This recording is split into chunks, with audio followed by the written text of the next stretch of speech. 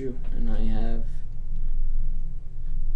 3, 2, 1, go. We're live. Looking fresh on there. This episode is sponsored by LaCroix. And Gracie. And Gracie, no, it's not. I don't want the Gracie family coming after me.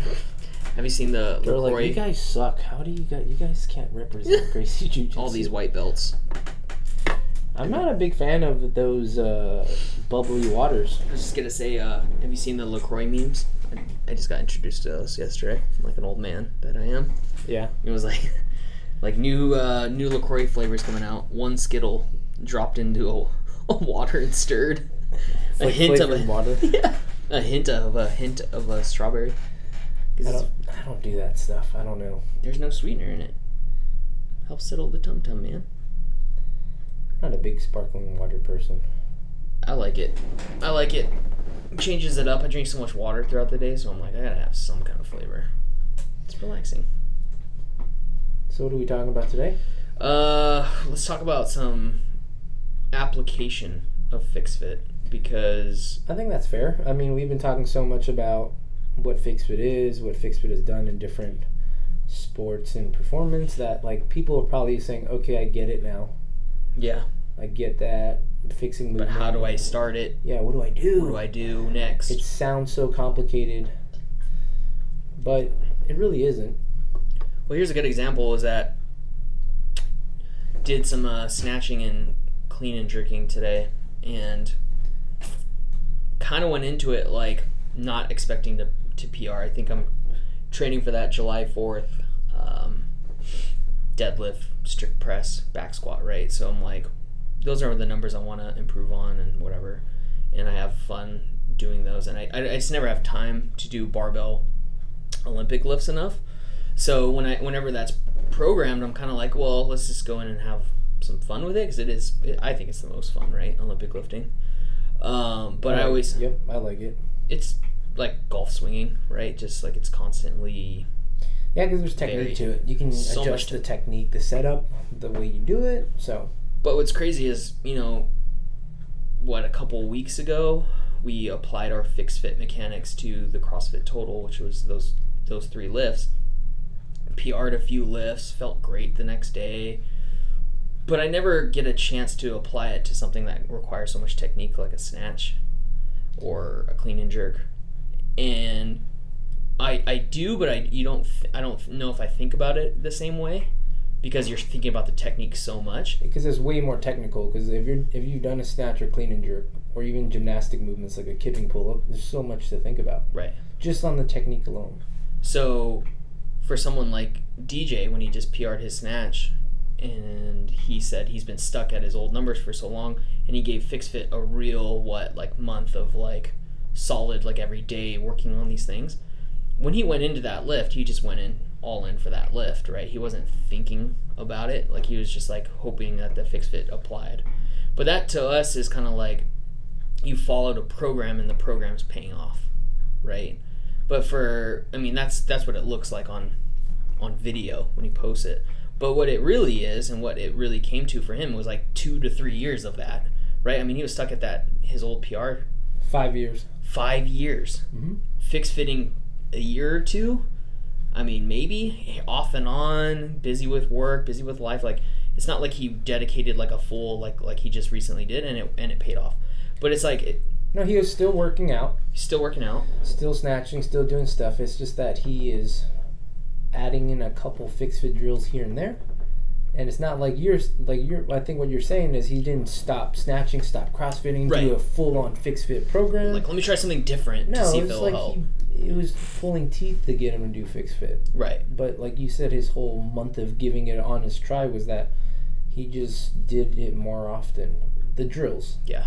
Did not change his frequency and the amount of crazy workouts he did. He didn't stop snatching. What I wanted to bring up was that 2 weeks ago, applying FixFit helped PR and feel good, right? So today, with snatching and clean and jerking, I was like, I'm only going to focus on FixFit right now. I'm not going for a PR. It was every minute for 10 minutes, right? I'm going up in weight each time. And I was like, I'm just going to think about pecs, VMOs, lats, like the whole time. And then when I get overhead, I'm going to lock out with mid traps. Like really, really trying to apply all the movements I was just doing for the powerlifting stuff into my Olympic lifting. Numbers were way down, like just way down. And it felt heavier. Mm-hmm. But when I got, like, let's say my clean and jerk was 205, just that overhead felt heavier than ever before, but sturdier at the same time. So it's like finally firing the right muscles to get that bar overhead felt completely different, but it felt stronger. And like I have no pain right now in my lower back, no pain in my neck, no shoulder tweak or twinge. You know what I mean? Like you always usually get like some kind of snatching. Clean and jerk. I always get some sort of a neck ache after. And Leslie was coaching me, and she was like, "That 205 jerk looked really good," and I was like, "It felt really good," but I'm like, "That's also like 20 pounds under what I should be at." So I was like, "That's kind of interesting that with a technique-based lift, FixFit doesn't necessarily give me a PR right away. It gives me a PR in the sense of like my base feels a little bit better, and now I'm starting to lift with the correct muscles. So it might take me 2 to 3 years to 5 years for like someone like Deej to get to my next level." And it's like, I don't want to feel frustrated with that, but at the same time, somebody that could be trying to apply the things that we give them could get frustrated with that. Yeah, because there's like different categories, I guess, for application. Mm-hmm. It could be just a person that doesn't work out, mm-hmm. and then a person that's doing it for improving sport performance, right, or injury recovery, right? So if you're like, especially working with golfers, this is the balance that I have to play with, is that like fine-tuning their swing is very technical. And I always tell them the last thing I want you to think about is like what muscles are firing or not, because you're probably already overloading thinking about your golf swing. Right. You know, like a takeaway and then everything, downswing, keep your head down. It's like all of those are technique cues. And typically what feels bad or wrong in your swing, when they correct it, is the right thing. So it's kind of like how I felt today. Like, why did that 205 feel so freaking heavy over my head? Because you're finally using the right muscles to push it up instead of my neck, and using your athleticism to get the bar overhead. But that always led to at least small tweaks. But that was, it never led to a significant injury for me. But it was always like, how long am I going to be able to snatch and clean and jerk for? Relying on my upper traps the whole time. If it's performance based, right? If you're using FixFit, applying FixFit to performance, then you have to view it as starting over. Yeah. Because if you're doing a jerk and you're changing the muscles you're using when the bar's overhead, it's a whole different lift, right? Yeah. So a lot of people will do a jerk or a press, and then they're in their lats because they're going externally rotated because they were taught that. They're shrugged up into the upper traps, and then they're overextended at the rib cage. The way we're doing it, where most people teach it, is internal torque, right? You're using pec, mid-trap, obliques, the whole deal. Yeah. The whole set of muscles that are different from the way you used to lift. So comparing your performance is not fair for you, because then you're going to feel like you're weaker. Right. Number-wise, it looked like it, but I was like, how I felt-wise, I don't feel weaker, I feel stronger, but it's like, I look at, you log in your numbers, and you're like, the hell? That's like 20 pounds under what I should be going for a PR. It didn't feel like a 1-rep PR attempt for me, but it's like, it did also feel like a struggle, and I was like, this is probably the weight I should be working at for now, under tension. And it only lasts for so long, that like rebuilding or starting over process, because like, let's use Murph for example. We had Murph a couple weeks ago, and then it's most of the time people are doing a simple push-up. The first time they do like the FixFit approach of a push-up, which is actually firing your pecs, they're shaking for one. Yeah. Because they are so reliant on tricep and traps to do it with elbows flared out. Good point. And then they do like, oh, and I've done this with jiu-jitsu guys, CrossFitters, anyone, and it's way harder. But then the adaptation happens pretty quickly, like when you start using your pecs for every push-up. But then your pecs fatigue way quicker than your triceps would. And then, so this time around, everyone did Murph, and a lot of people have done Murph many years. Yeah. and they were blasting through the push-ups. They're doing bigger sets because we've always talked about it. Anyone that's listening has done Murph. We always go, oh man, you got to pace the push-ups. That's the first thing that goes. Elbow, tricep. Yeah. And then this time around, everyone was killing the push-ups, but then their pecs were sore and their pecs were pumped, and it was great. I did the 10, 20, 30 version. I didn't do the cardio, the miles, because I'm just trying to stay big. And then push-ups have always been hard for me. And then I was doing all of the 20 push-ups for every 10 set. Unbroken, which is crazy. But it wouldn't have happened until I got that adaptation where I've been training this way to use my pecs. Yeah. You know, because if I just finally learn to use my pecs, of course it's going to feel weak. I'm going to be shaking like crazy. Right. And then that's okay because we talk about intent all the time. So if what are you using FixFit for? Right. So if you answer that application question, well, for me, I always tweak my neck snatching heavy. And then so my goal, if I get back into snatching after this deadlift goal, is to be able to snatch forever, right? Right. Because I like to snatch. If that's the goal, then I have to be okay with snatching at lighter weights, doing more of these overhead drills for FixFit, and then build my way back up because I've already exhausted trying it the other way, which is snatch heavy, and then tweak my neck. Snatch, start over, snatch, and then tweak my neck. So I just thought it was interesting because my mindset wasn't like, well, it's noon on a Monday, and I'm going to freaking PR both of my snatch and clean and jerk today after, a weekend of not working out or not barbell training at all. It's not like I came out of Saturday with like a barbell wad or something. Yeah. It's like literally kind of cold. And it's like, I went in there like, I'm going to fire the same muscles that can help me with my overhead press because that's my goal right now is to overhead press 185. So I was like, I'm going strict press it. And I was like, so I need VMO, I need glute, and I need lat, So I was like, I just want to focus on those today. And I did, and I was like, I can't believe how solid everything felt. And it was a good training session for you. Yeah. Because you worked on the muscles you needed to, and that's going to help your ultimate goal of that lifting comp on the 4th of July. Right. Which is... maybe the modification is number one and how to apply it simply. Yeah. Because I made a post about this. I modified a workout last week. The workout was a 10-to-1. There's rowing, and then there was... Cleans, toes to bar, and then push presses, right? So that's like 55 reps of each. The rower was like triple. It doesn't matter about the rowing, but instead of doing a barbell clean for 55 reps and then a barbell push press, those aren't my goals currently. And if I were also just dealing with more of a shoulder issue or a knee issue or whatever, typically when you modify a CrossFit workout, or modify any workout, I would say probably, you change the load, so like you could go less weight. But if your movement pattern sucks, it doesn't matter what weight you use, and then you could change the reps or something, right? Yeah. And then it's scaled. And then you can scale the movement. Like instead of a toes to bar, let's just fuck it up all together and do like a V-up. Yeah. And it's like that V-up, you could do 1,000,000 V-ups and you'll never be able to do toes to bar. Right. Because it's like an upper body thing. Yeah. So FixFit, one of the ways to do it is this DJ's quote is you modify for the stimulus, right? Yeah. So for me, I needed to work overhead, which is a push press. And then so I used the log press, firing my glutes and everything. Right. Mid-trap at the top, lats at the bottom. And then, for a clean, which is a hip-dominant movement, posterior chain, I just did log bent over rows to strengthen those muscles. Yeah. And then a band pull down for a toes to bar. You still got a good workout in. And, you're picking and choosing your battles, too, right? Like, you're not, like, what...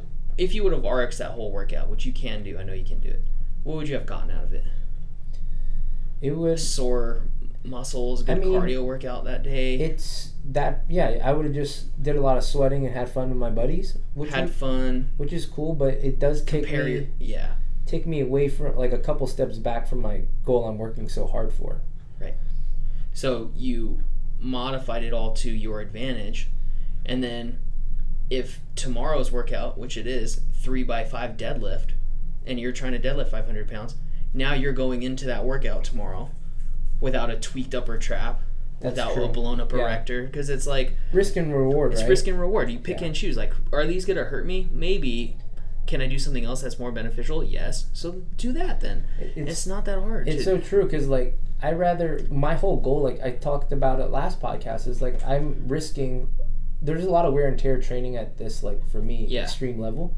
I'm putting a lot of damage internally and externally. Yeah, packing on adipose tissue everywhere. I know if I strain my trap, bicep, hamstring, lower back on that deadlift, that's my risk. Yeah. It would be a damn shame to strain it on a lightweight. Toes bar or something? Yeah, like a toes to bar. 50 toes to bar on Tuesday night. There's a lot of shearing on the lower back on toes to bar. And it's like... tweaked my lower back on my 70th toes to bar on a Thursday night. Like, was that fucking worth it? To have fun with us? Like, and then that's the thing, is people just pick fun all the time. And it's like... There's nothing wrong with that, but here's where you can modify it. Because, like, there's a rower at the start of the 10-to-1, and it's 3 times 3 for the cal. So it was like first round's 30, second round's 27. But I worked out with the class during the rower, because it's a safe, non-impact cardio thing. I was going all out to get the intensity, and I was yelling at this 7 p.m. class, and I was racing Miami like another member. And so I still had fun. But you're like you said, I'm picking and choosing my battles for movement. I'm not going to all of a sudden go like, hey, let's do max toes to bar set today. I'm going to race you on this. But that's the thing, is some people mentally don't want to modify, even use that word, because then they're not having fun if they're not competing. And it's like, you need to pick and choose what a fucking competition is. This isn't the time. It's Thursday night. You just worked an 8-hour shift. You didn't eat right today, like, or you didn't have a lunch today, like all that kind of shit. You got to factor that in and like really think about the long-term picture, because it's like day to day, who gives a shit? No one. Oh, cool, you got first today. Like, why would I care? I don't care that you got more toes bar than me today. You shouldn't care. Right. Like the person, like if you're going in the gym to be first, I mean, that's not a sustainable mindset. Like everyone should push. Sure. But it's like, we talk, every true athlete, right, the top of the top, like the Michael Jordan stuff, they're extremely competitive, but like with themselves. That's how they get better. Exactly. If they keep worrying about what other people are doing, they're never going to get better, because that's a limitation. That's a great point. So it's like, okay, for me, I'm going to compete, I'm going to kill myself. But like for your snatches today, you're challenging yourself, getting yourself better, and you're doing a clean and jerk that feels way harder. Yep. But you're getting better at it. That's way more challenging for yourself than to go to your old ways to do like, half-ass push. And when I go back and look at what everyone else's numbers are, it's not who did more weight, who hit a PR today, how low did they go, or how full range, or did it look good or not? Because chances are we don't even know how good it looked. May have looked like shit for all we know. It could have been a no rep because it's not a competition. Could be a false number. Who knows? It could be a made up number. I don't care. What I look for when I go back and look is like people that are like, holy shit, I just snatched without shoulder pain today, or that's a 10-pound PR and my pec is sore. Like that kind of shit is what we look for, and which I think it will create longevity. But it's just not fun, and it's like, but that's the bottom line. And my other thing about it is like, well, fucking eating chicken and rice that I just had for lunch isn't fun. It's not a goddamn double. Yeah. But it's like, that's what you have to, like, people have no problem modifying their diet for a performance reason, but they have trouble modifying their workouts for a performance reason. I said this before, your daily training is like your daily nutrition. Yeah. And your cheat meals are the ones you pick and choose. Yes. That are going to have repercussions. Yes. So if I'm going for a 1 rep max deadlift that day, that's not a training day. That's not my fucking, rice and eggs and whatever in my set nutrition plan. Right. That day is fun. Go crazy, go ham, and know that there are repercussions to that. My CNS is going to be fried for weeks. I might hurt myself. And same thing if you want to hit a workout really hard like Murph, because you're trying to honor Murph and all that, that's great. But you understand that's a cheat meal, right? Yep. And I've used that analogy because it's funny you brought up the nutrition. Because everyone thinks that you can't have a cheat meal every day. Yeah. And so if you're training... Why do you think you can, I'll have patients all the time, and I'm like, this one person in particular I could think of was like, I gave him girl exercises, what do you call it, quote unquote. Because I told him like... What does that mean? I told him to do kickbacks for his glutes. Oh, got it. And something for, I just genderfied him because I was like, for him, kickbacks first. But he's the one that called it girl workouts, so I should go do the girl machines at the gym. kickback that's machine, what he. I was still gonna get it. I got it now. I get it. Because when you go to a regular gym, he's at a Globo gym. Yeah. You go to the machines in the corner under the booty machines. What does he want to do every day? Fucking play basketball. Yeah. And I'm like, okay, but like you can't do both. Like it's just that simple. There's this thing called father time. You can't just fucking play basketball. Are you even professional basketball players that play all the time? They don't just play basketball every day. Like you idiot. Yeah. Like come on. And it's like, I don't want to do that stuff. It's like, I just want to play basketball. I'm like, if you can't change that mindset, then I can't fucking help you. Well, the thing is, that's where your goals aren't lining up with your training. Right. You want to play basketball. There is no training though. Well, let's say their want is not lined up zero with training. what they're trying to do. Yeah. They want to play basketball every day, but they're on a path to they're hurting themselves, right? I love playing basketball. I love playing pickup. I would love to deadlift every day, and I've tried that. I've done deadlift every day. Dude, you get fried. I've done back squat every day, and I was back squatting. Andrew and I did this a few times, but we're like I would front squat at least 315 one time a day. You found out what nervous system means, right? Nervous system training means. I think that was along the lines where I was eating ice cream all the time, and that leads back to that anxiety podcast. But it was a perfect storm of anxiety attack right there. But I want you to dip into that a little bit to get fat or thick, just a little bit more ice cream, a little bit more cookies. The crazy thing is right now, like the FixFit application, people demonize bodybuilding. Because it's like it's gone from the traditional bodybuilding of like, you know, you go and you're posing on stage and this and that, and these aren't they're labeled as unfunctional movements, that big buzzword. Supersets, yeah. And you know, it's all the bros do it and this and that, but a lot of the industry's done that too with long distance running, and it's like, oh, it's bad for you. But what I've been doing with like bodybuilding with the FixFit application, I'm doing supersets, I'm getting a good pump, I'm going to failure. But what you mentioned is like, I thought I was going to gain more fat through this process because I'd been eating a lot of carbs too. I'm eating like cups of rice every meal, like 4 or 5 meals. So I'm on like a bodybuilding diet, but I'm not gaining that much fat. And it's because I'm actually training with the bodybuilding mentality. The only difference is I'm trying to tie in as many muscles as I can with the FixFit approach. Sure. So like instead of doing a curl, and if you follow my FixFit Instagram page and all the free workouts that are going on, it's like that bicep curl isn't just a bicep curl. So I'm like working my bicep, but it has to talk to the pec, right, and the oblique and the big part of the glute. And if you want to really nerd out, I don't go that far, but it's like the inside of the VMO, the inside calf, while you're doing a curl. I think high level bodybuilders are doing that. They just don't know it, you know, because there's no way that they could just bicep curl with it. I mean, if they start shrugging, they're not going to make it very far. But we're talking like what is the fucking pool of high level bodybuilders? First of all, exactly. Right? No, and then now it filters down to a couple of muscle mags, and then it filters down to the gym goer. We're talking to the everyday man that's got a 24-hour pass that follows a program, like a bodybuilding program for fun. I'm talking about back and by day and all that stuff. Yeah, back by day, leg day. Those kind of guys, those are the ones that are like, I'm doing it just like those pros are online, but it's like, no, you're not, because those guys aren't shrugging. Those guys aren't using their lower back erectors. Like, they can isolate that muscle and fatigue it. That's why, like, Mark Smelly Bell, when he started bodybuilding training, he was like, I've never been so messed up in a workout before, or like gotten such a good pump into my pec, into my bicep.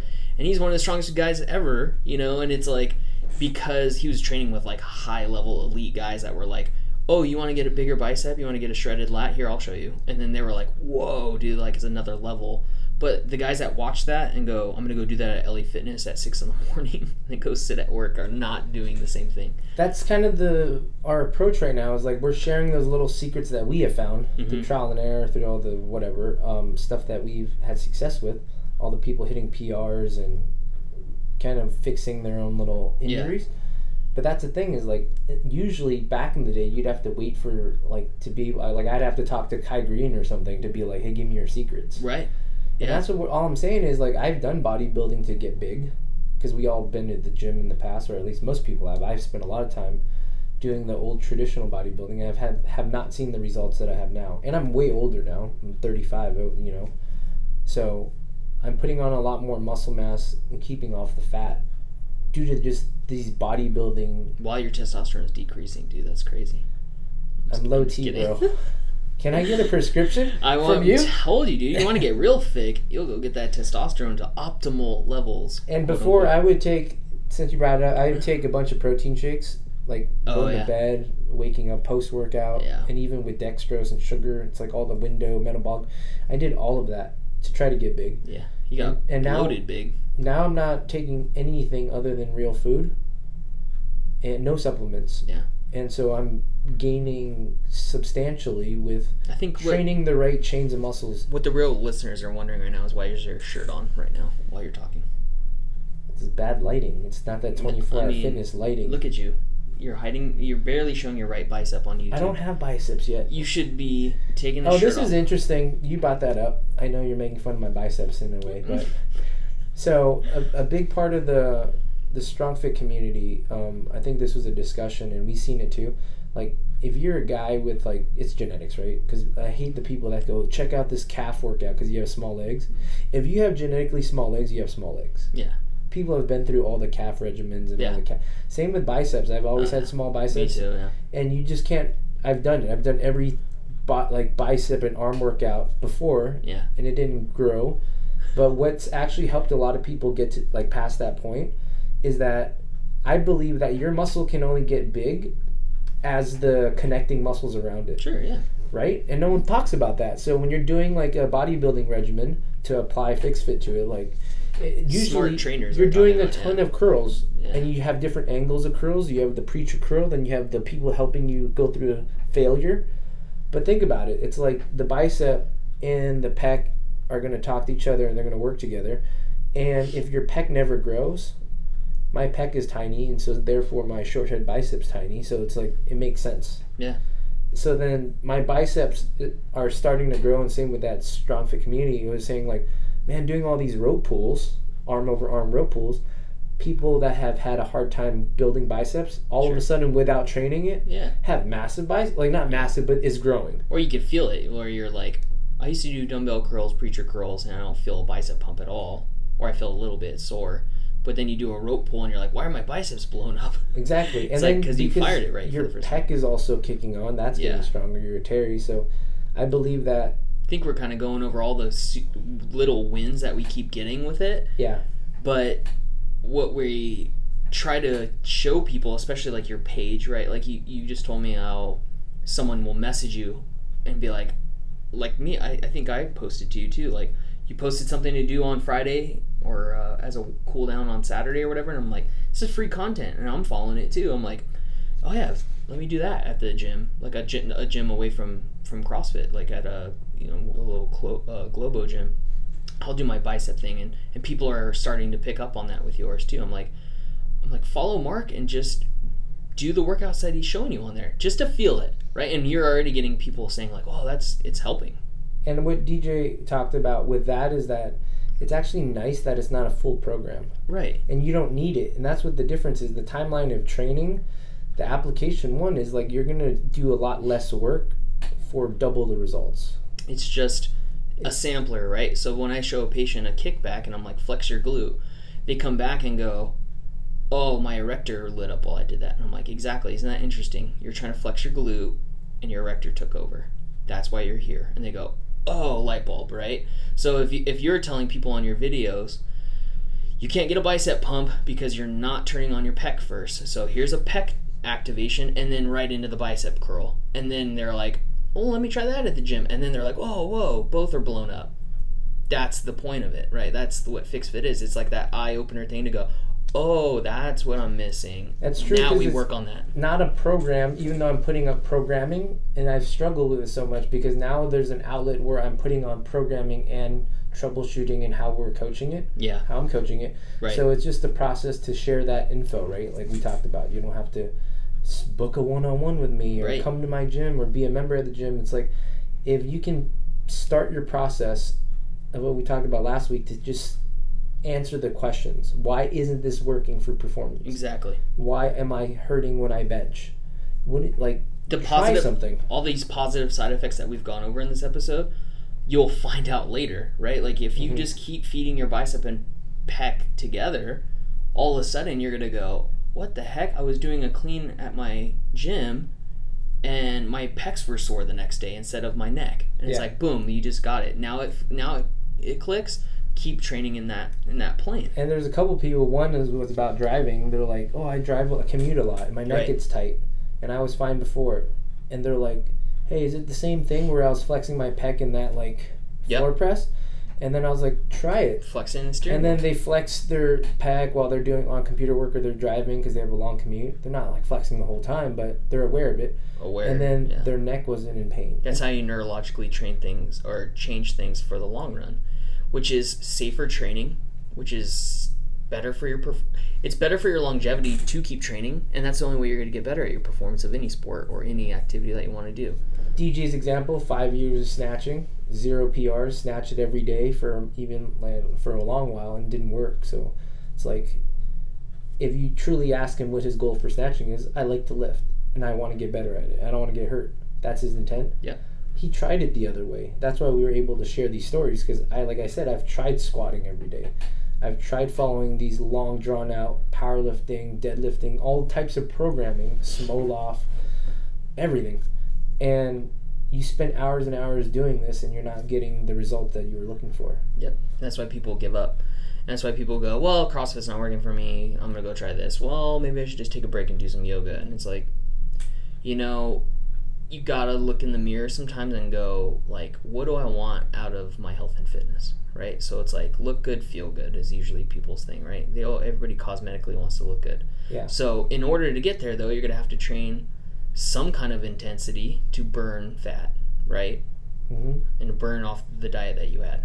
But you can't do it if you're in pain. So that's where people are stuck in the catch-22, and they just try different modalities over and over and over of different, like, oh, let me try physical therapy, let me try yoga, let me try Pilates, until I find one that works for a little bit, and then it tapers off. That's where the bodybuilding is demonized, and it has such a negative impact on why people are getting injured, because like you're saying, people want to lose weight and do this, feel good, and they keep chasing conditioning. Mm-hmm. So what you and I are talking about is like, people are so afraid to get bulky, so afraid to gain muscle because they think it's just going to turn to fat. We've been talking a lot about nutrition. People actually believe that. They believe that if you have muscle, when you get older, the muscle turns into fat. Mm-hmm. Still to this day. And it's like, if you want to stay healthy for running, because you keep pushing the envelope to feel good, to burn more, you run further, you run faster. But if you don't have the right muscles built up, which would be like if you said body space building, right? You're just building your body up to sustain the running. Yeah. Then you're never going to continue to run and feel good and whatever you like about it. Same with CrossFit. The thing about CrossFit that I realized recently through all this FixFit Jack stuff is that we are limited by conditioning, right? You come into a CrossFit workout and then guess what happens? You're barking like a dog. You can't breathe. You're like hyperventilating. Because of the conditioning, you never actually get your muscles to failure. Right. So, if our goal for the last 3 years is trying to build your teres, your obliques, your lats, and this and that, you have to take the bodybuilding methods. You have to push those muscles, fire them till failure, or just get a good pump. Like, how many times do you do a WOD and your muscle gets a good pump? Yeah. Other than your outside quads, which we talked about last week. Yeah. That's the only thing that gets a pump. Your legs will get blown up, or cardio failure first. Cardio failure. Mm-hmm. Every single workout. Mm-hmm. That's the goal of CrossFit. Is maybe it's not intentional, but people just push it till they can't breathe anymore. It's funny, I was talking to Leslie that she's training a lot of teenagers, and that they're not even with barbells at all. They're just pushing sleds, carrying sandbags, and I'm like, that's so good for their spine to still load those muscles and core, but they don't have any that axial compression happening down on their spine. A lot of them are athletes too, right? Yeah, they're all soccer players that she's talking about. Yeah. Accidentally push their knees out in a squat. It's not going to help her. But I was like, you put her daughter in specific, you put her down into a bear crawl and grab a sled, or push her upper body into the sled, pushing it. She's going to get way more benefit out of that, whether she knows the concepts or understands them or not. But it's up to Leslie, the coach, to go, you're going to push the sled instead of worrying about what your push-ups look like, right? Like, oh, she can't fire her pecs when she pushes up. Is Leslie get to sit there with her daughter and her teammates and go, let's go over what the pecs do, guys. Exactly. Like we do on this podcast. Hey, I just listened to this on the podcast. We need our lets and pec. And serratus. And we need our serratus to activate. We need these riblets to turn on and look sexy for the camera. But, that kind of bullshit. But she's like, they're 14. They're not even listening to her. They're just like, tell me what to fucking do, mom or coach. Like, I just got to get this done so I can go home. Push that sled. You're going to get it to activate, right? Yeah. And I was telling her that it's so funny that I think things kind of come full circle because our strength and conditioning coach in high school, everyone thought he was crazy because he was an old guy, and he asked for not that much money, but he asked for money for a off-season training program. No one did it because they were just like, I'm not gonna spend extra money. Like, why would I? And you know what? Now that I think back, what he wanted me to do in the summer was meet him at like a football field, and he was gonna bring like a parachute and a sled and kettlebells. That's it. Like farmer's carries. He's like, that's all we're gonna do for your wrestling conditioning. Farmer's carries, sprints with a parachute on, sled drags, bear crawls with the harness on. That's all he wanted to do. And I'm like, this guy was outdated. He's too old. He doesn't know what he's talking about. Yeah, he's crazy. He's crazy. He doesn't do back squats? He's asking me for like $150 for the summer too. Like, how dare him? Yeah, it's too expensive. Crazy. I have YouTube. I have a $20 LA Fitness membership. I'll just go with my buddies and do that instead. And I know what to do. Yeah, how'd that fucking work out for me? So it's like, I was like, wow, man. Like, he had the concept down. He's like, these kids don't need to go to LA Fitness and mess around with each other, and I don't need to program them a back squatting protocol. One of the applications for the, I guess, training intent, right? The benefit of using that FixFit mentality is that you're going to have a better risk and reward assessment, right? Yeah. Per workout. Right. So, like you talked about, he wanted you to do sleds and parachutes and sprints. It's like, there's not a lot that can go wrong. No. I mean, there's ways to tighten it up for better performance, right? And I would have hated your glutes. I would have hated every session with him. Because you're going to push that sled as hard as you can. So on Sundays, I do the Jiu-Jitsu FixFit. Right. And I'm getting these athletes still a good workout. They're going to failure on a sled push or a sled bear crawl. Right. But there's no, like, if you're tired and you can't move the sled sits there. Mm-hmm. Versus I'm going to get the same athletes to do max set of back squats on a bar. So then when they fatigue, the bar is still weighted on their spine, their knees, their mid-back. Like, it's just the risk and reward, right? Yeah. Like, that's what you have to do is just understand that you can still train hard. And now it's proven that you'll get the results so much quicker. Yeah. Like my deadlift journey right now with, all the people's lifts, and it doesn't take that much to kind of adjust. What's interesting to me is, like, if I would have done that protocol in the summer, my conditioning would have stayed up. Versus, like, exactly. if I would have bought a back squat, bench, and deadlift program off him, and he took all my PRs and gave me a linear progression and was like, you're going to PR all these by the end of summer. So Which what? Maybe somebody would have been like, oh, that's worth it. Yeah. You're going to get stronger that way.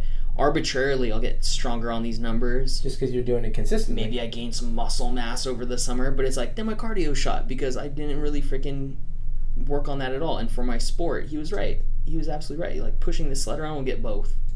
And it would have translated better. Yeah. And that's true for a lot of sports, but, it's just interesting because, like, a coach and a parent can hear this FixFit and go like, oh, what's this? What's this, the latest thing that's out that we have to buy or something? It's just like, no, if anything, we're hoping that coaches like Leslie listen to this, or coaches at the high schools that we work with apply this to their kids. Since you brought that up, it's like, okay, everyone talks about midline stability. That's, I think, the CrossFit term for, like, core strength. Everyone talks about core strength, right? Yeah. And then so what do most people do, if that is your goal as a coach, ask another question, right? Like, what's the type of core strength this athlete needs? Yeah, for that sport, yeah. So if you want a stronger core for, let's just say, a soccer player, doing 1,000 sit-ups or crunches or bicycle wheel kicks, is that going to help them? You're going to actually do more harm, because the right part of the core, the rectors or whatever, we talked about this, the function is it's supposed to hold you upright and resist from your spine bending forward or extending. And if you're training it by bending it forward and like doing 1,000 sit-ups, how's that going to help their soccer? Yeah, it's not. And then I think most of those high school sports, for their conditioning, they just literally have them just run sprints. Basketball, they do lines. They really don't have strength and conditioning. They have a lot of the strength and conditioning. I think that's what the intent is, but they're typically like power and speed drills. In the off season, yeah, but what about in season? Like you could just go into a whole nother podcast. It's like in the off season, hiring a strength and conditioning coach at some high schools is a good thing, and they do it. But it's like in season, there's no more time, and it's like, well, what do they do during? I'm programming for a couple. Let's just use golf for example. That's the nearest one I have to do. It's understanding what the golfer needs, right? In terms of the mechanics, and it's applying the FixFit approach. It's not that difficult because you can filter out a lot of the stuff that they're going to have to learn. So you give them this very complex program, and they have to learn how to do like 5 different seesaws, a stiff-legged deadlift, a Romanian deadlift, and then this ball med twist and a kettlebell swing. Like, why? They have to spend time learning it, which you don't have time to coach them. They're not going to learn it through doing it wrong. Versus they can just do a couple basic things, like what you use for your clients too. Is like if they did a couple perfect kickbacks, but they do it all the time. If they do a couple of seesaw drills, if they do a couple of oblique stuff, it's really to get that immediate neurological change where they can go. Because like we talked about last episode, mobility gives you that false sense of hope, but there's no false sense of hope of like, I got my glute to fire and my lower back doesn't hurt. Yeah. It's like, we're not selling snake oil with that. Like your glute needs to activate for the purposes we're giving you. Walking, standing up, sitting, like all that stuff. You need to be able to functionally squat and get out of a chair. That's the definition of disability. Can you get out of a chair? Can you fall down and get back up? Those things need to be met. So if we're telling you like that muscle's off because we stand you up on one leg and you can't squeeze the muscle alone, like just try that first, step one, right? And then we do that for people and then they immediately get it and they go like, whoa. And it's like, well, now it's up to you to strengthen it from this point. And it's like, how are you going to do that? You're going to have to figure it out yourself at that point. And that's what people don't like. They want to be told, the physical therapist told me to keep stretching this area. Why are you telling me to flex it and kick it backwards? And it's like, do either one. I mean, has the stretching your hip flexor helped you out yet? No, that's why you're in my office. Try the kickback instead. They come back after like 7 to 10 days of doing that. Oh, I can kick it back now. Glutes on. Perfect. Now you got to strengthen it. How you get to strengthen it? You got to squat. And then it's like, how do you squat? How do you squat? But that's the journey. You have to learn how to do it. Do they want to learn how to do the squat next? Well, that's, I guess, if you're trying to apply FixFit, you have to want to learn it. Right. And that's the thing is like... There you go. Step one. Do you care about figuring out why your knee hurts? Do you actually care about wanting to play basketball or snatch for the rest of your life? Exactly. If you don't, then you don't. Full circle, dude. That guy that was just like, I don't want it. Like, I have to do those things. And it's like... You don't have to do anything. You don't have to do shit because you weren't doing shit before. And that's what got you injured and in my office in the first place. So guess what? I'm giving you my take on it, and it's your job to do it. And I don't argue with put it right back in their hands. People bring me so much programming, so much PT homework, so much everything. I've been over all of it. All those giant PT packets. And I never disregard any of that. I just say, have you tried it? Do you know what you're doing or the purpose of these drills? Yeah. The other question is, okay, out of these drills that you're doing that you're showing me, one, when I watch you do it, you're doing it wrong. But two, when you do it, like, how does that make you feel, like, afterwards? And then lastly, how does this apply to what your... Real life. Exactly. If you hurt yourself doing a back squat, let's say, how do all these drills, after you master them, how's that going to help you squat? That's how people get no results, or sometimes they get even injured in physical therapy settings because they're like, you're going to do a bridge because you have back pain. But there's no intention of why. They tell them like, yeah, maybe squeeze your butt together, lift it up. Yeah, of course. You could do a million CrossFit workouts online. Yeah. I guarantee you'll get hurt. Yeah. Guarantee. Because why? Like you said, you were not taught how to do that properly. Exactly. And don't bullshit me saying like you get a little like 1 hour session, whatever session at a PT, and you know all the 25 movements of the packet or whatever the hell, you know? Like, yeah, and that's the thing is I have patients bring in the packet all the time. I'm like, bring it in. Let's see what you're working on. And the same goes to programming. Someone could follow like whatever, any online. Yeah, we went over the Juggernaut one. Yeah, with a powerlifter. They brought in the Juggernaut training program, and there's a lot of different programs, so I'm not just talking about theirs. But it's like, well, how do you do this movement? How do you do this? Oh, this is a knees up on a bench press. Okay, what does that change? What's the purpose of it? How's this, you know? It's just a different variation. And they're getting a different neurological stimulus by, well, my bench sucks, so if I bring my knees up, maybe that changes it. And then they just rewire their brain to think like, well, maybe now my pec's firing better. But if they go to PR their bench right after that, at the end of that 6-week cycle or whatever, and go, I felt no change. It's like, because all you did was just go through the motions of what they gave you, and you had no intent behind any of it. That's where step one is. You have to want to learn. Because if you're just wanting a program to follow, you're just going to create more improper movement patterns. And that's what we see with a lot of the drills out there. It's like you might finally regain range of motion in your shoulder, but you're now trained your upper trap to do everything. Right. So therefore your shoulder doesn't hurt, yay, for now, until your neck starts to give out. You have migraines every day. That's where I think we have the most fun with our program, is that we see good results with athletes and everyday people that are trying to stay healthy and want to learn.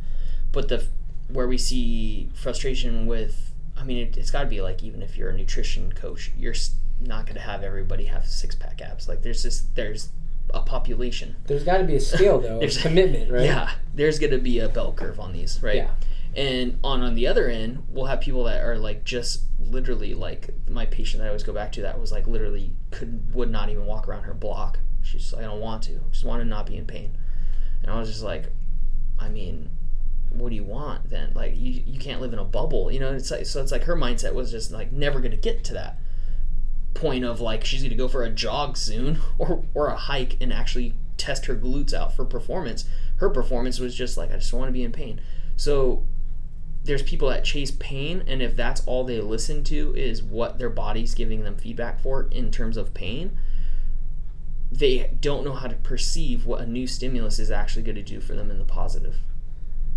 Yeah, because again, if you're not wanting to learn and you're using pain, I said it before, it's like pain's going to disappear. Chasing pain is the classic terminology that's starting to become more popular, and it needs to become, like, I love using that word all the time because I'm like, you can't just keep chasing it. You can't. It's just that simple. You have to figure out. I say pain's your best friend because pain's your best coach. Yeah. Because you use that to know if you're moving wrong. But if you only think that not having pain is the only way that you're doing it right, it's just so incorrect. And it's like you're never going to get there. So let's start with the demographic of like people that don't work out. They're in pain. Yeah. Like where do they go first? Or like what have you done? Like, have you seen, like, share some of your examples. Yeah. Someone never works out. They do one simple drill. Kickback. Always. I have low back pain. I got 6 adjustments, maybe even less, and my back feels better. What day one they get, though, is the kickback. And I tell them, yes, your low back feels better from treatment alone. This is a manual therapy. It should make you feel better. And it felt better in a timely manner. Congrats. But the stabilization of your hips needs to come from the glute kickbacks. And are you doing them or not? And that's my number one thing if I want to take my patient to the next step. Are you doing them? And do you understand why you're doing them? That's the big point. That's the big point. Don't just follow the kickback as a program again. You have to want to learn why the kickback's helping your knee or back pain. The best population for that are pregnant women. And we're going to have a whole episode on that one day. Because they do it and feel immediate like stabilization, because that's all their pelvis has to rely on. There's nothing else to rely on in there besides those glutes. There's no core anymore. So I'll summarize that for anyone doing any exercise or movement. Figure out what movement is supposed to train or use the glutes or your butt. Are you flexing or firing them? Right. Start with that. You can spend a lot of years just trying to... Walking up and down a hill, walking up and down the stairs with it, firing. They had those general articles that are like clickbait back in the day, but they're like, walking's better for your buns or glutes than running. Why is that? You know? Because most people are running in their hip flexors, calves, and all that. Yeah. But again, it's like, if you're doing a squat, which is what you should use your glutes, or a deadlift, or walking, are you using those? Just start with that. Yep, and they usually come back and go, oh, whoa, I went on a hike, and I felt my glutes turn on the whole time. Now my mid-back's sore. That's my favorite one. They go, I squeezed my glutes the whole hike, up and downhill. Low back felt great, no knee pain. But now my mid-back hurt. Yes. And I was wearing a backpack, and I'm like, perfect. Now we can talk upper body. Because it's like, you came in with one thing, and your whole body moves in a chain. You walked up that whole hill, walked down that whole hill with your whole upper body not engaged. But hey, at least the glutes take care of your lower half and your back. So it's like, it's funny, but that's usually... I always encourage people to be more active. I don't care, even if their mentality is like, I just want to not be in pain. It's like, I could tell them, like, fine, just come back when you're in pain, but I encourage you to move more. Well, you got to view everything as movement. And you and I tell our clients all the time, it's like, you got to go and, like, while you're sitting in a chair. Yeah. That's still movement, as in you're carrying your big-ass head and sitting in a chair. Yeah. That's a lot of weight. Whether you think about it. It's a lot of tension on your upper track. You go walk from your car to your building, you sit, like, you can be working on movement all day long, so you don't have to be in a gym setting. Yeah.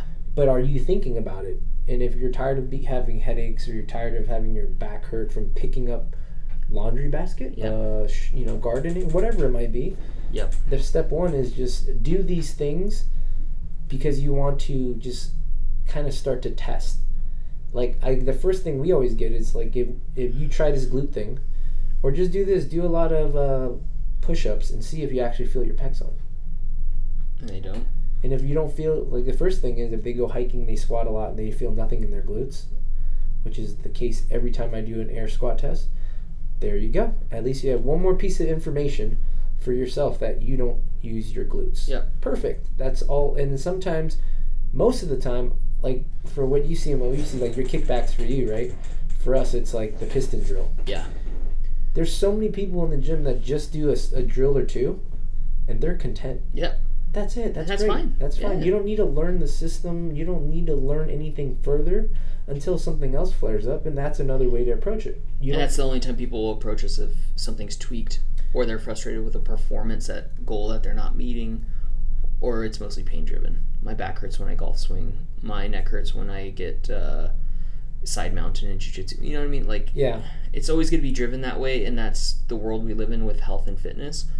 No one's going to come up to us optimal and be like, make me more optimal, Mark. Yep. Like, it's just never going to happen. But we do see better successes on people that take a genuine interest, listen every week, follow everything, actually go test out on themselves, ask questions.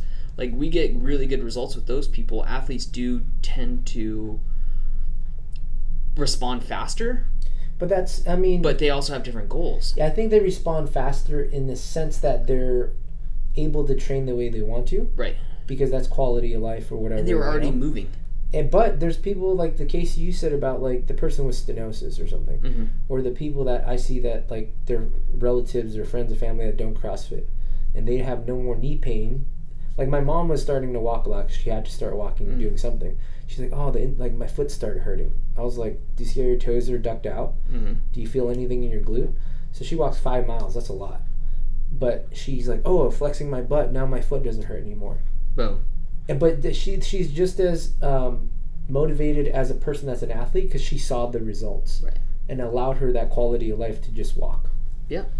It's like it doesn't have to be... She doesn't know any muscles at all. It's just like your butt. Is it on? No. Yeah. Fire it. Perfect. It's funny that we just have a very complicated way of saying we just want functional movement patterns. But yes, if you Googled functional movement patterns, you would get a bunch of bullshit. So this is our point. Our thing is that there's a huge scale, right? Like we can have a nice talk with a PT or anyone, a kinesis, whoever, anyone, a coach, trainer. But we can also have just a nice conversation and articulate it to like someone like my mom who doesn't even speak English. Yep. You think she's gonna know what teres or obliques or internal, or external Leslie torque or distal insertion? Like, who gives a shit? Or Leslie to 10-year-olds that are like, glute, like what? Yeah. You know, it's like Leslie's not telling them flex your butt, guys. They should probably get a bunch of kids laughing in her class. Yeah, they say butt. Ooh, you said butt. It's like, no. How else am I gonna articulate this to a kid? You're going to hold on to this tiny sandbag and you're going to walk with it. I got it to fire. I think a big issue is that when people start looking, all they get is the extreme bullshit. Like if you go on an IG post about mechanics or fixing shoulders, you read the comments and it's like you're reading a medical journal, and that pisses me off. Get a nice fucking cartoon picture drawing of it with those X's and check marks that this say, is good, this is bad. this will fix it. This will fix it. It's like, and then what if it doesn't? What if it fucking doesn't? And then this golf person, this kid I'm working with, he's like, oh, this is my trainer, and he makes these long drawn out posts, and it's like, he's like, oh, this is for the rotary path of the thoracic spine extension rotation. How's anyone gonna learn how to apply any of that shit you just wrote? And again, I understand there's a time and a place, because you should know it. Flexing. That's all they're doing. It's just trying to flex for something that they're missing. But the FixFit approach is so fucking simple. Like, if your neck is tight, if you flex your pec and teres, that pulls your shoulders down. Don't just say shoulders back and down, because you could do it wrong. If you flex these muscles to turn off your upper trap or your necks, and then they can look left and right without impingement or just restriction, they feel that immediately. And you can say it however you want. Yeah. Like Leslie, we say it now. That's why we have all these terms in class. We have riblets for serratus anterior. Instead of even calling it teres, even though we kind of like coined it in our gym, people like never heard that before they came in. Leslie says bra fat. And as funny as that is, everyone's like, finally, why don't you say all the girls in here were like, you should have said that from the beginning. I'm like, I'm sorry, I don't have bra fat. But it's that simple. Yeah, your back boobs. Oh. That's what Mark Chan calls it. That's more the guys are, yeah. Yeah, man, I have back boobs. Back boobs? But are you sure you don't want to copyright? You should copyright that every time you say it. Copywritten, CrossFit Sun. Back. No, back fat. No, don't. Bra fat. Bra fat. That's Leslie's. No, Terry's carries. But kickbacks. That's part We're of coining the it. Application is it can be that simple. Like all the runners that were going through a lot of run training and knees and hamstrings are flaring up or whatever. It's just like they did a lot of sled drills or this or that. They didn't need to know which glute or which triplanar glute they're using. They were flexing the glute in this walking pattern, which therefore was translatable for them to. But they got lucky to have a coach that took the time to understand the mechanics behind that. That's what's missing, but that's what this program is. But that's what people can do listening to this. Yep. Is you don't I don't want people to rely on like you and I or to be like, hey, fix my knee because it hurts when I run. Yeah. Because we're trying to give out so much content and videos and explanations about and the case studies for us that it's worked. And if it works for you, then you've skipped all these hurdles of paying for assessments, and even if you want to follow this run protocol that I could write you, but if you shots or it's like if that works for now, great. But then again, it's a continuous cycle because learning is something that can never be completed. Totally. Right? You have to keep learning. So like you said, the person that's hiking that doesn't have a low back pain anymore, they felt it in their mid back. That's just another thing to kind of check off. I'm like, good. We took care of one. We got to work up the chain. They might feel like it's a never anything so complex, but when you remind them, saying, "Hey, remember you had back pain all the time?" Do you remember what a lot of brought soccer you here? athletes and stuff? The same thing. It's like, oh wow, it's so weird, and this is happening. But it's like, hey, you had debilitating knee pain that you couldn't play. Yep. You don't have that anymore. Yep. High five for a little weird twinge on your upper trap now. Yeah. Like, got an athlete come back from state, go, well, I didn't really get the result I wanted, and I was like, well, you also were here like a month ago saying I might not even be able to go there because I'm in so much pain. So it's like, we'll pick and choose our battles, won't we? Yeah. If only we had more time. But for this podcast, we're running out of time here. So, man, just follow the content. And follow it with the intent to just test. Yeah. You're doing this exercise, following along what we're doing, but we have a hypothesis. It's up to you guys, the sample size. Yeah. To go test it. All my nerds out there, like, we have a hypothesis. But I'll tell you this: when you're running and you have knee pain, what's your other option? Keep running. There's no other. The thing is, keep trying it. If you truly believe that this is going to be a better option, like I'm just going to roll out my IT bands every day. Yeah. And you still have knee pain after a month, 6 months, a year. Maybe try this for a little bit. Maybe try firing your glutes with this sled walk. Yeah. And what can go wrong? If it doesn't work, you knew that it wasn't it. Maybe your glutes are fine. Then go back to rolling out your IT band. It's fucking free. It's all free on Instagram too. Just follow Mark, Sun, FixFit. That's it for now. And then if if you want, we'll have more seminars probably coming up this summer. I'm sure as soon as this 4th of July stuff's over. Yeah, because there's so much you can like do it on modifications, on FixFit for your goals, for just people that don't want to work out, for knee pain, back pain. I mean, like. Yeah, we can go on for days. But the good news is it starts on, We will go on for days. We'll be back next week with another topic. Undecided yet. We need a guest soon too. Yeah, we're going to try to find a guest. Try to figure it out. The message of the day, FixFit's not that hard. If my mom could do it, anyone else can. The concepts are so easy. Yeah, it really is. It's very simple. You just got to start somewhere. And use a movement simplify that you already do. I worked a lot of martial arts people, they do push-ups for warm-ups all the time, and yet they're dealing with shoulder pain. I was like, just try to flex your pecs on all those push-ups. Yeah. And typically it's more than enough for them. In my assessments, I always if someone's like a high-level athlete or really understands their biomechanics to some degree, I'll go, does this all make sense? And they go like, yes. Whoa, like, yes. And I'm like, okay, now we're going to simplify it to one thing. you know, like, remember all of this for the grand scheme of what we're going to get towards, but I'm like, let's just take home one thing today. Yeah.